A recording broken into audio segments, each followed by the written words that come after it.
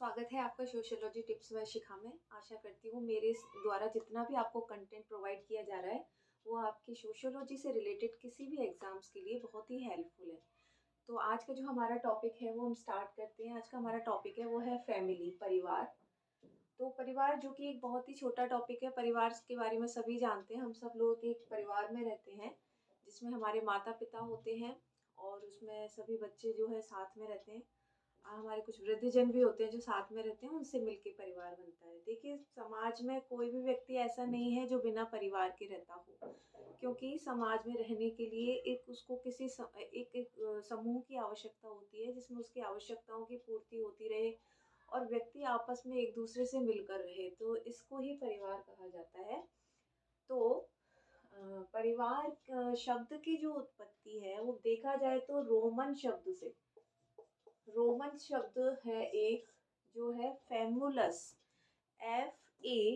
FAMULUS, फेमुलस। तो फेमुलस जो Roman शब्द है जिसका अर्थ है वो है एक समूह, एक ऐसा समूह जिसमें माता पिता, बच्चे और उसमें जो सर्वेंट जो लोग होते हैं, नौकर या दास लोग जिनको बोलते हैं, सब मिलके एक साथ रहते हैं। तो ये तो है रोमन शब्द का अर्थ, जिसमें सब कुछ सारे लोग आ गए, माता पिता, बच्चे और सब हमारे जो भी सर्वेंट्स लोग होते हैं। बट कुछ परिभाषाओं के आधार पर हम इसको समझ सकते हैं कि परिवार क्या होता है, जिसमें सबसे इम्पॉर्टेंट डेफिनेशन जो बहुत बार पूछी जाती है और आती भी है वो है मैकाइवर और पेज की। तो मैकाइवर और पेज ने क्या कहा है कि एक परिवार जो है वो निश्चित यौन संबंध द्वारा परिभाषित समूह होता है। देखिए, समूह, एक जो शादी होती है स्त्री और पुरुष की, उस पर उनमें यौन संबंध स्थापित होते हैं, तब वो संतान उत्पत्ति करते हैं। ठीक है, तो उनके द्वारा परिभाषित एक समूह होता है जो बच्चों के जनन यानी उनको पैदा करते हैं और उनके लालन पालन की व्यवस्था भी करते हैं। यानी अगर बच्चे हैं तो फिर उनके भरण पोषण की भी सुविधा करते हैं, उनके लिए आजीविका भी कमाते हैं। तो इस तरह से मैकावर पेज ने कहा है कि निश्चित यौन संबंध द्वारा परिभाषित एक समूह होता है जो बच्चों के जनन के कार्य करता है और उनके लालन पालन की भी व्यवस्था करता है। ठीक है, दूसरी जो परिभाषा है वो बीसांज की है। बीसांज ने कहा है कि परिवार जो है औरत और बच्चा तथा उसकी देखभाल के लिए एक आदमी होता है। परिवार का क्या उन्होंने बताया, सीधी सीधी डेफिनेशन उन्होंने दी है कि परिवार में औरत और बच्चे होते हैं और उनकी देखभाल के लिए यानी उनके लालन पालन के लिए जो है एक आदमी होता है, एक व्यक्ति होता है जो उनके लिए सब कुछ व्यवस्था करता है। तो ये परिभाषा दी है बीसांज ने। तो ये तो कुछ इम्पोर्टेंट डेफिनेशन है। इसके अलावा आपको जो भी डेफिनेशन परिवार की मिलती है, जिसमें और भी हैं, तो आप उसमें ऐड कर सकते हैं। अब परिवार की कुछ सामान्य विशेषताएं होती हैं जो बताई हैं, तो मैं आपको बता देती हूँ ऐसी विशेषताएं, जिस परिवार में क्या क्या विशेषताएं होती हैं। तो ये क्वेश्चन में पूछ लिया जाता है कभी कभी कि सामान्य विशेषताएं परिवार की क्या क्या होती हैं। तो देखा जाए तो परिवार की विशेषताएं तो सभी जानते हैं।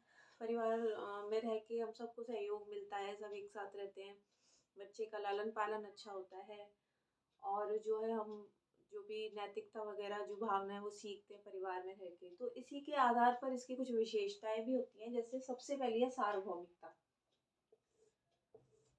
तो परिवार की पहली विशेषता सार्वभौमिकता। देखिए, सार्वभौमिकता वो चीज होती है जो सभी जगह पाई जाती है। तो परिवार में सार्वभौमिकता का गुण होता है। यस, होता है, क्योंकि वह ऐसा कोई भी जगह नहीं है, ऐसा कोई समूह नहीं है जहाँ परिवार नहीं पाया जाता हो, क्योंकि सभी व्यक्ति परिवार में ही रहते हैं। तो परिवार में एक व्यक्ति का जन्म होता है और वहाँ से ही वो सारी चीज़ें सीखता है। तो सार्वभौमिकता यानी परिवार जैसी जो एक एक संस्था है वो हर जगह पाई जाती है, किसी भी समाज, किसी समूह में पाई जाती है। सेकंड है भावात्मक आधार। भावात्मक आधार क्या होता है, जिसमें परिवार के जो सदस्य होते हैं वो आपस में भावनाओं के साथ जुड़े होते हैं। उनमें जो बॉन्डिंग होती है बहुत ही भावनाओं के आधार पर होती है, यानी एक दूसरे को भावनाओं से जोड़े हुए होते हैं। ठीक है, हम सभी लोग जो होते हैं अपने परिवार में वो भावनाओं से तो जुड़े हुए होते हैं, बिकॉज एक एक व्यक्ति की जो परेशानी होती है वो दूसरी व्यक्ति की परेशानी होती है, तो सुख दुख में सब में बराबर होते हैं। तो ऐसी भावनाएं जो होती हैं वो सबकी समान होती हैं। तो परिवार की एक विशेषता ये भी है कि सबका भावनात्मक आधार एक जैसा होता है। थर्ड जो है वो है सीमित परिवार। सीमित परिवार मीन्स परिवार जो है वो या तो एक या दो या चार लोगों का होगा, या फिर जो भी है 50-60 लोगों का, 100 लोगों तक हो सकता है। ऐसा नहीं है कि एक वो जो परिवार है वो बढ़ के पूरा समुदाय या समिति बन जाए। तो एक सीमित आकार होता है परिवार का, जिसमें माता पिता बच्चे होते हैं, और उसके अलावा हमारी एक पीढ़ी दो पीढ़ी तक साथ में होती है, उस इसको बोला जाता है ऐसी विशेषता सीमित आकार। फिर है सदस्यों का उत्तरदायित्व। उत्तरदायित्व होता है कि हमको यदि कोई जिम्मेदारी मिली है किसी व्यक्ति के प्रति तो हम उसको पूरा करते हैं।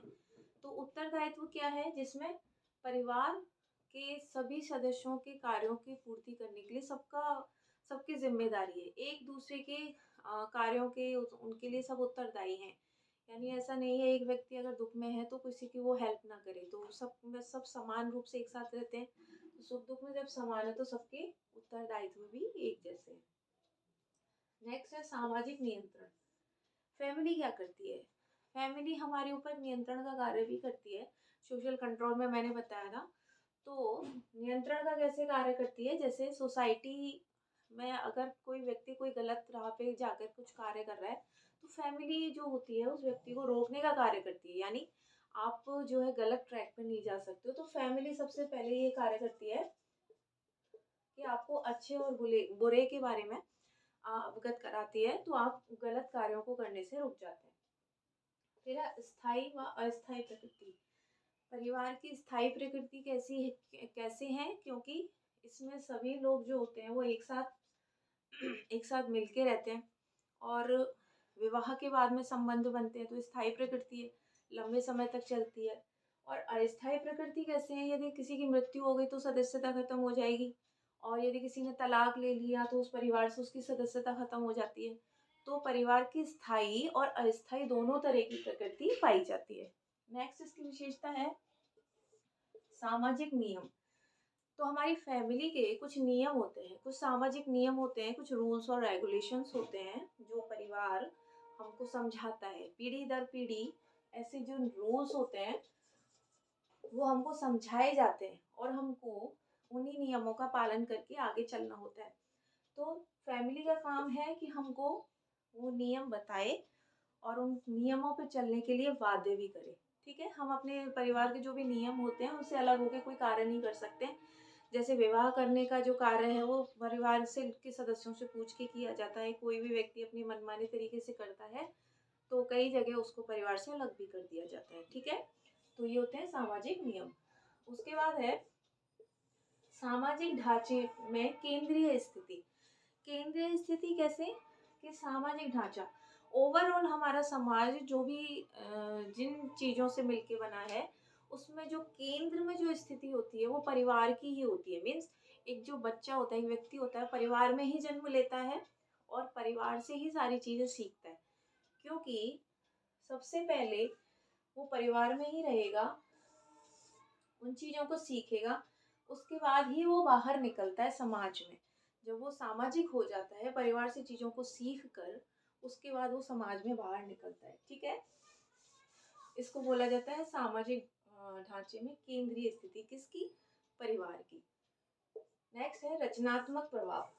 रचनात्मक प्रभाव कैसे कि एक फैमिली का एक बच्चे के ऊपर रचनात्मक प्रभाव भी पाया जाता है। कैसे? उसकी भावनाएं, उसकी मूल प्रवृत्ति, उसकी आदतों को विकसित जो किया जाता है उसमें रचनात्मक जो योगदान होता है वो फैमिली का होता है, क्योंकि व्यक्ति को या बच्चे को जो सारी चीजें हैं उन आदतों और मूल्यों को जो सिखाया जाता है वो एक फैमिली के द्वारा सिखाया जाता है। उसको क्रिएटिव बनाया जाता है, उसकी सोच को विकसित किया जाता है, तो इसको बोला जाता है रचनात्मक प्रभाव।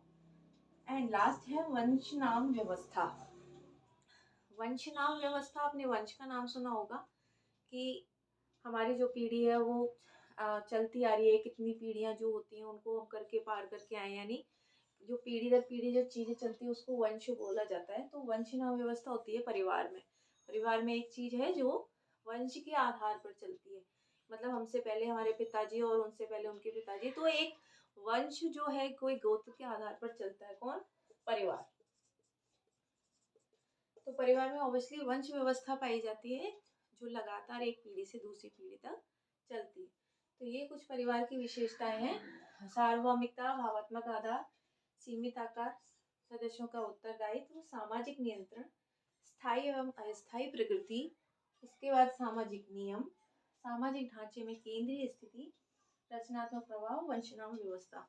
और भी कुछ आपकी फैमिली की कुछ विशेषताएं हो सकती हैं, आप इसमें ऐड ऑन कर सकते हैं। वैसे प्रमुख रूप से देखा जाए तो यही विशेषता होती है और काफ़ी पूछी भी जाती है, इसके बारे में लिखवा लिया जाता है एग्ज़ाम में। तो ये पूरा आज का टॉपिक।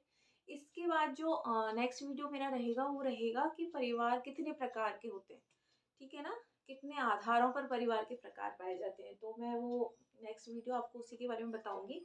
तो आज के लिए इतना ही। आई होप आपको समझ में आया होगा। Thank you so much. Video ऐसे ही देखते रहिए, लाइक और सब्सक्राइब करते रहिए।